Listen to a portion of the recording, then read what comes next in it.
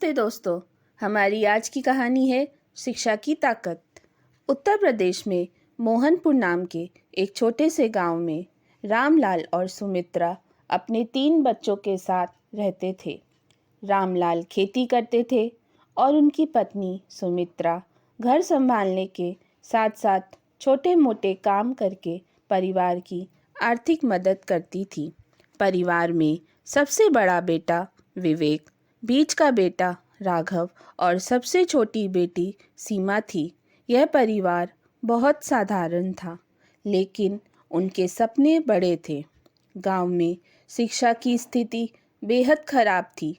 School की building खस्ता हालत में थी और संसाधन बेहद सीमित थे।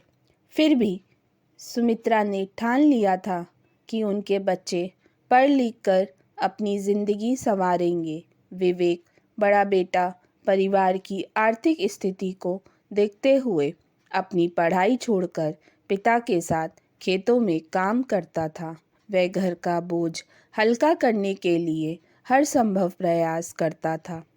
सीमा भी छोटी थी, लेकिन माँ को घर के कामों में हाथ बटाती थी। राघव पढ़ाई में तेज था और हर समय किताबों में खोया रहता था।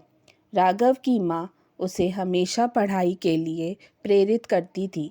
वह कहती, बेटा, शिक्षा ही एक ऐसी चीज़ है जो तुम्हारे और हमारे जीवन को बदल सकती है। तुम मेहनत करो, हम सब तुम्हारे साथ हैं।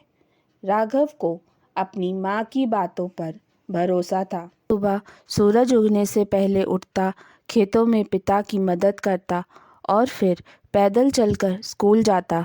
उसके पास ना तो ढंग के कपड़े थे और ना ही अच्छे जूते। कई बार उसे खाली पेट ही स्कूल जाना पड़ता था। उसके स्कूल में एक बार उसके शिक्षक ने कहा, जो लोग अपने हालातों से हार मान लेते हैं वह कभी आगे नहीं बढ़ सकते, लेकिन जो हर कठिनाई का सामना करते हैं वही ज़िंदगी में कुछ बन पाते हैं। राघव ने उस दिन मन ही मन ठान लिया कि वह अपने परिवार के लिए कुछ बड़ा करेगा। गांव में उस साल बारिश कम हुई थी, जिससे फसल बर्बाद हो गई। परिवार पर पहले से ही कर्ज का बोझ था। ऐसे में रामलाल और विवेक दिन रात मेहनत करते थे। एक दिन रामलाल ने कहा, राघव, मैं तुम्हारी पढ़ाई का खर्च अब और नहीं उठा सकता। तुम्हें भी विवेक के साथ खेतों में काम करना होगा। यह सुनकर राघव का दिल टूट गया। उसने अपनी माँ से कहा, माँ, मुझे एक मौका दीजिए। मैं पढ़ाई करके इस परिवार की हालत बदल सकता हूँ। सुमित्रा ने अपने गहने गिरवी रखकर राघव की स्कूल फीस भरी। राघव ने दिन रात मेहनत शुरू कर दी। वह स्कूल के बाद घर आकर खेतों में काम करता और रात में लालटेन की रोशनी में पढ़ाई करता। उसका सपना था कि वह एक दिन ऐसा इंसान बने जिससे उसके माता पिता को गर्व हो। एक दिन स्कूल में विज्ञान प्रतियोगिता का आयोजन हुआ। राघव ने इसमें भाग लेने का फैसला किया। उसका प्रोजेक्ट था गांवों में सस्ती बिजली की व्यवस्था।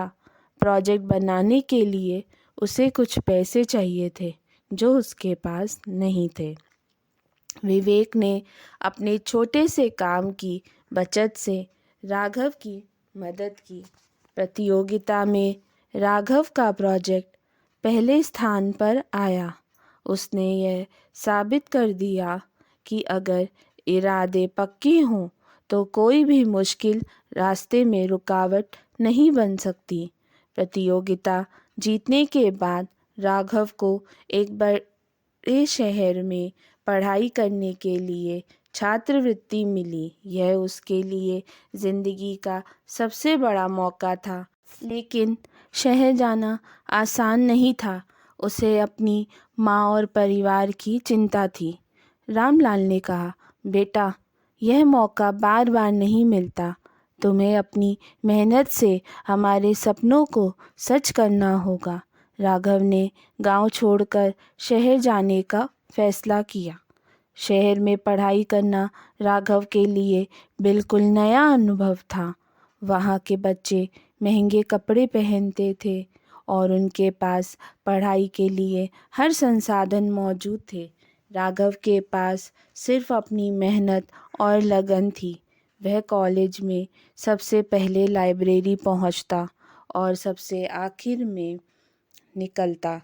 उसके प्रोफेसर उसकी मेहनत से बहुत प्रभावित थे।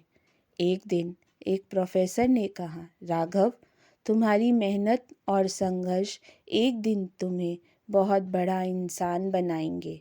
राघव ने अपने हर परीक्षा में टॉप किया। उसकी लगन और दृढ़ निश्चय ने उसे कॉलेज में सबसे होनहार छात्र बना दिया।